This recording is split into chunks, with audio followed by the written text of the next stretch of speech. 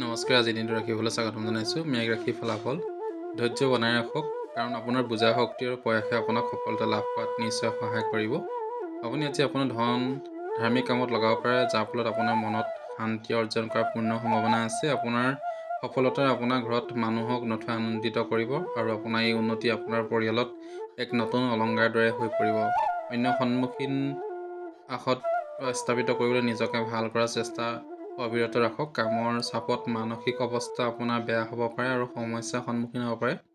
দিনৰ শেষত অধিক চিন্তিত নহ'ব আৰু বিশ্ৰাম কৰক। আজি আপোনাৰ কলাত্মক আৰু সৃজনাত্মক কামে বহুত প্ৰশংসা প্ৰাপ্ত কৰিব আৰু ইয়াৰ বাবে আপুনি হঠাৎ লাভৰ সম্ভাৱনা আছে। সময়ৰ পিনে লক্ষ্য কৰি আজি আপুনি সকলো লোকৰ পৰা দূৰ হৈ অকলে সময় অতিবাহিত কৰি ভাল পাব। এনেকুৱা কৰাটো আপোনাৰ বাবে হিতকৰ বুলি প্ৰমাণিত আছে। আপোনাৰ জীৱনসংগী কিছু কামৰ বাবে আপুনি অন্যৰ আগত অসহজ অনুভৱ কৰিব পাৰে, কিন্তু পিছত আপুনি অনুভৱ কৰিব যে যি হৈছে ভালৰ বাবে হৈছে। প্ৰেম জীৱনত সুখ আৰু শান্তি বজাই ৰাখিবৰ বাবে সপ্তাহত যিকোনো এদিন নিমখ নিদিয়াকৈ আহাৰ গ্ৰহণ কৰক। বিক্ৰেষী ফলাফল ঘৰত কাম কৰোঁতে অধিক সাৱধানে থাকিব। ঘৰুৱা বস্তুসমূহ অৱহেলা কৰি ব্যৱহাৰ কৰিলে নতুন সমস্যাৰ সৃষ্টি হ'ব পাৰে। যিবোৰ লোকে টেক্সৰ আদায় সময়ত নকৰে, তেওঁলোকে আজি কিবা ডাঙৰ সমস্যাৰ সন্মুখীন হ'ব পাৰে। সেইবাবে আপোনাৰ উপদেশ দিয়া হৈছে যে টেক্সৰ আদায় সময়মতে কৰক।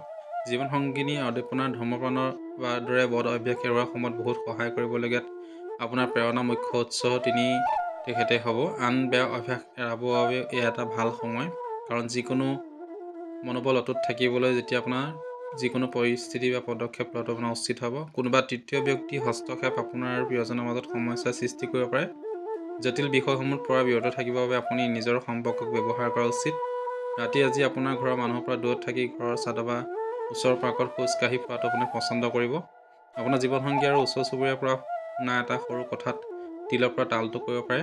ক'লা আৰু বগা তিলৰ সম পৰিমাণ লৈ ৰঙীন কাপোৰত বান্ধি লৈ নিজৰ ওচৰত ৰাখিলে সুস্বাস্থ্যগৰাকী হ'ব পাৰিব।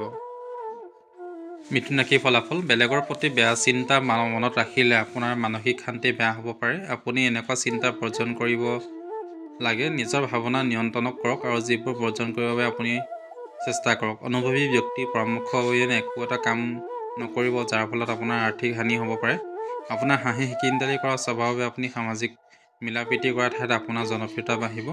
আপোনাৰ গিৰিয়েক বা অথবা ঘৈণীয়েকৰ পৰিয়ালৰ সদস্যই আপোনাক অলপ দিন সমস্যাত জড়িত হ'ব পাৰে। সন্তোষজনক পৰিণাম পাবৰ কাৰণে কামক যোজনাবদ্ধভাৱে কৰিবলৈ চেষ্টা কৰক। অফিচত সমস্যা সমাধান কৰিবলৈ গৈ মানসিক অশান্তিৰ সন্মুখীন হ'ব পাৰে।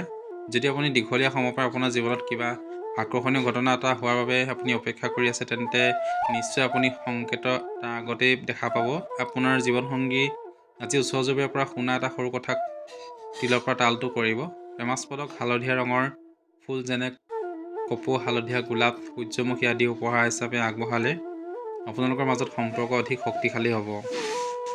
কৰ্কট ৰাশিৰ ফলাফল আকাশত চাং পতাৰ কথা বাদ দিয়ক, যিকোনো ধৰণে আপোনাক সহায় নকৰিব আৰু পৰিয়ালৰ আকাংক্ষাৰ ওপৰত থিয় দিবলৈ হ'লে আপুনি কিবা এটা কৰি দেখাব লাগিব। আপুনি পইচা আয় কৰিবৰ বাবে যদি আপুনি আপোনাৰ জমা ধন পাৰম্পৰিকভাৱে নিৱেশ কৰে আৰু সন্ধিয়া সময়তো আপোনাৰ ভাল এটা পৰিযোজনা বনাই আপুনি দিনটো সুখী কৰি তুলিব পাৰিব।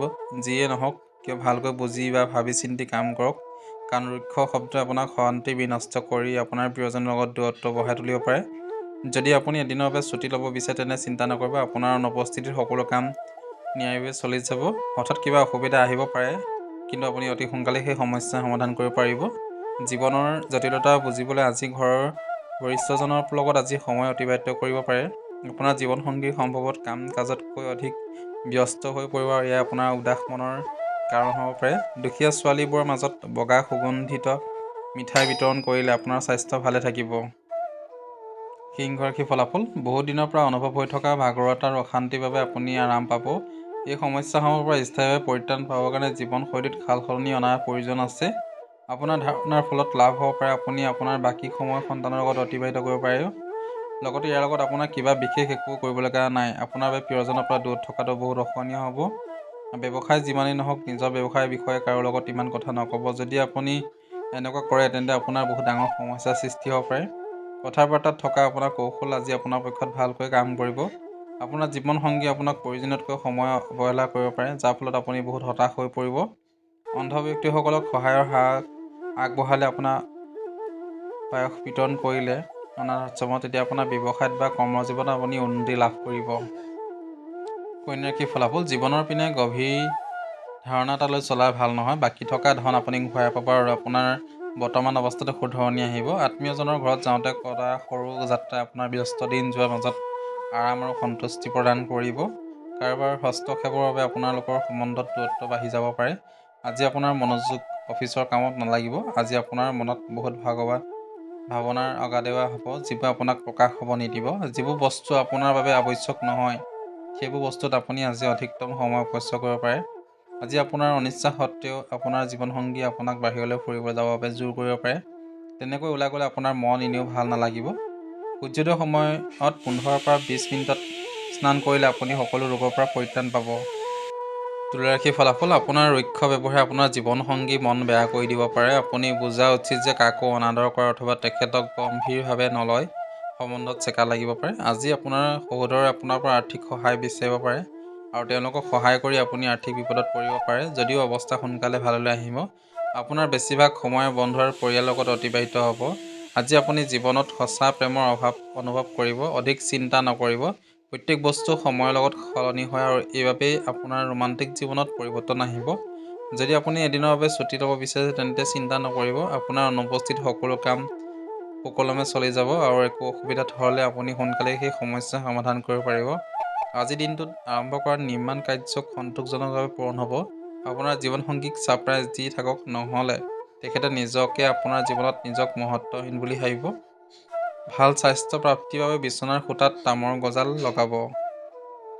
বৃশ্চিক ৰাশিৰ ফলাফল, আপোনাৰ আকাংক্ষাসমূহ এটা সুগন্ধিত ধুনীয়া ফুলৰ দৰে ফুলিব। যি লোকসকলে ভেটি মাটি কিনিছিল আৰু এতিয়া সেই মাটি বিক্ৰী কৰিব বিচাৰিছে, তেওঁলোকে আজি ভাল ক্ৰেতাৰ সন্ধান পাব পাৰে, যাৰ ফলত কিছু পৰিমাণৰ ধন লাভ হ'ব। ক্ৰেতাৰ আজিৰ দিনটোত কামৰ বোজা কম থাকিব যদিও আপোনাৰ মূল্যৱান সময়খিনি পৰিয়ালৰ লগত কটাব পাৰিব। প্ৰেমৰ সন্দৰ্ভত সোনকালে কোনো নিৰ্ণয় নল'ব। কিছুমান ব্যক্তি ব্যৱসায়িক আৰু শৈক্ষিক দিশত লাভ হ'ব। আপোনাৰ আকৰ্ষণীয় আৰু চমকীয় ব্যক্তিত্বই সকলো ব্যক্তিকে আপোনাৰ পিনে আকৰ্ষণ কৰিব। আপোনাৰ জীৱনসংগীয়ে যিকোনো সৰু মিছা কথাত আপুনি আঘাত হোৱা অনুভৱ কৰিব। প্ৰেমৰ সম্পৰ্কত অধিক ভাল পোৱা সঞ্চাৰ কৰিবৰ বাবে প্ৰেমিকা অথবা প্ৰেমিকাক সময়ে ৰঙা ৰঙৰ বস্ত্ৰ উপহাৰ হিচাপে আগবঢ়াব পাৰে। ধনু ৰাশিৰ ফলাফল, প্ৰভাৱশালী লোকসকলে সহযোগে আপোনাক অধিক উৎসাহিত কৰি তুলিব। কোৰ্টত চলি থকা অৰ্থ সম্বন্ধীয় যিকোনো কেছত আপুনি জয়লাভ কৰিব পাৰিব, যাৰ ফলত লক্ষ্মী আগমন ঘটিব। আপোনাৰ ব্যৱহাৰ উদাৰ হোৱাত জৰুৰী আৰু পৰিয়ালৰ লগত মৰম ভৰা সময় অতিবাহিত কৰিব।